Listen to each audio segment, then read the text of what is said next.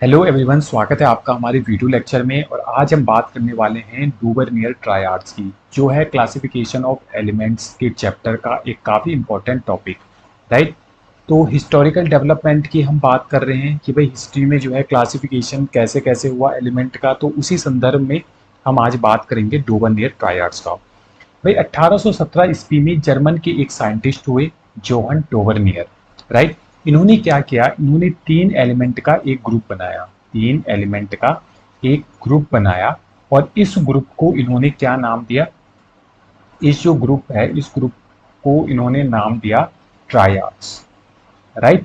इन्होंने बोला कि ये जो तीन एलिमेंट का ग्रुप है, ये ग्रुप ऐसा है जिसमें तीनों एलिमेंट की जो है प्रॉपर्टी सिमिलर होगी। चलिए एग्जांपल से समझते हैं। यहाँ पे इन्होंने लिया lithium, sodium and potassium. Right. और साथ में इनके एटॉमिक एटॉमिक वेट भी लिख लेते हैं। Atomic weight. राइट। लिथियम का एटॉमिक वेट 7, 23 और 39। इन्होंने क्या बोला कि भाई तीन एलिमेंट का इन्होंने एक ग्रुप लिया, इस ग्रुप का नाम इन्होंने ट्रायड्स रखा। राइट। और कहा कि ये जो तीनों एलिमेंट है इनकी जो प्रॉपर्टी है वो सिमिलर है। राइट। साथ में इन्होंने कहा कि इन तीन एलिमेंट का जो मिडिल एलिमेंट है, इसका जो एटॉमिक वेट है वो लिथियम एंड पोटेशियम के एटॉमिक वेट का अर्थमेटिक मीन के लगभग बराबर होगा। इसका मतलब क्या हुआ, अर्थमेटिक मीन अगर हम निकालें, अगर मैं निकालूं अर्थमेटिक मीन, इसी को हम क्या कहते हैं बच्चों, एवरेज कहते हैं। या हम एवरेज निकालें किसका, लिथियम का। लिथियम का कितना है एटॉमिक वेट 7 और पोटेशियम का कितना है 39 डिवाइडेड बाय 2।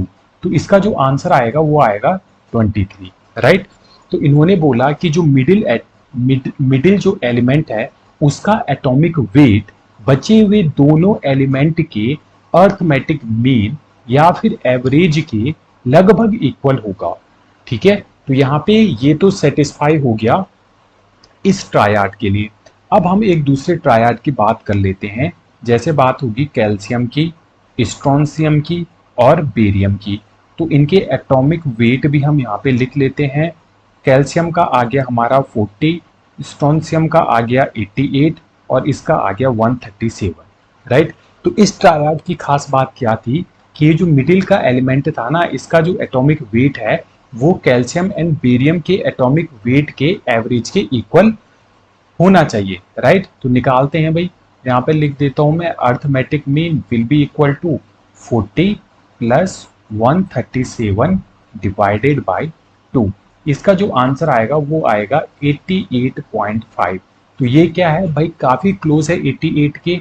तो इस प्रकार से डोबरनियर ने अपना क्लासिफिकेशन प्रस्तुत किया। इसकी जो है डेफिनेशन हम थोड़ा समझ लेते हैं। अभी हमने यहाँ पे जो देखा उसको आसान शब्दों में समझ लेते हैं।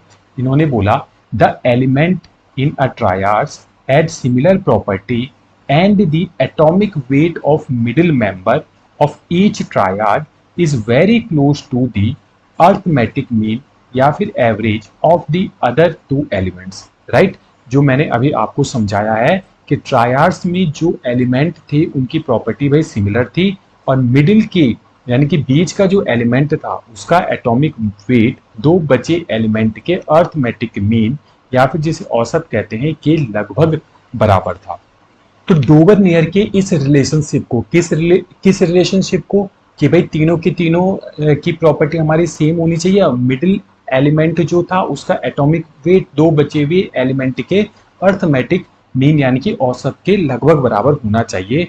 तो डोबरनियर की इस रिलेशनशिप को लॉ ऑफ ट्रायड्स भी कहा जाता है। क्या कहा जाता है बच्चों, लॉ ऑफ ट्रायड्स भी कहा जाता है। और अगर एग्जाम में पूछा जाता है लॉ ऑफ ट्रायड्स क्या होता है, तो आप इस प्रकार से समझा सकते हो विद एग्जाम्पल।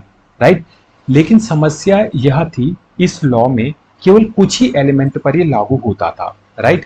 ये जो ट्रायड वाला हमने अभी एग्जाम्पल देखा, ये वाला, ये कुछ ही एलिमेंट पर लागू हुआ। राइट। तो यह उपलब्धि तो थी, बट इस ट्रायड में सारे एलिमेंट को नहीं रखा जा सकता था।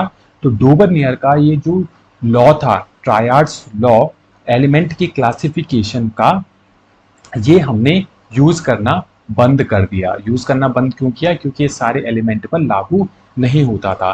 तो डोवरनियर का क्लासिफिकेशन हमने भाई क्यों पढ़ा? जब हम इसको लागू ही नहीं किया तो कहीं ना कहीं हमारी जो हिस्ट्री होती है ना वो हमें बताती है कि आज जो सफलता हमें मिली है, जो पीरियोडिक टेबल आज हम देख पा रहे हैं, ये पीरियोडिक टेबल एकदम हमें इतनी आसानी से नहीं मिली। कई फेलियर्स हमको देखने को मिले। उस फेलियर्स को हम रिमूव करते करते करते करते यहाँ पीरियोडिक टेबल तक पहुंच पाए हैं। और वो जो फेलियर्स हैं उन फेलियर्स को हमें आज पढ़ने की आवश्यकता भी है, क्योंकि फेलियर से ही आदमी क्या करता है? सीखता है। इसीलिए हम इन क्लासिफिकेशन को पढ़ रहे हैं, जबकि आज की डेट में इनका कोई भी हम उपयोग नहीं करते हैं।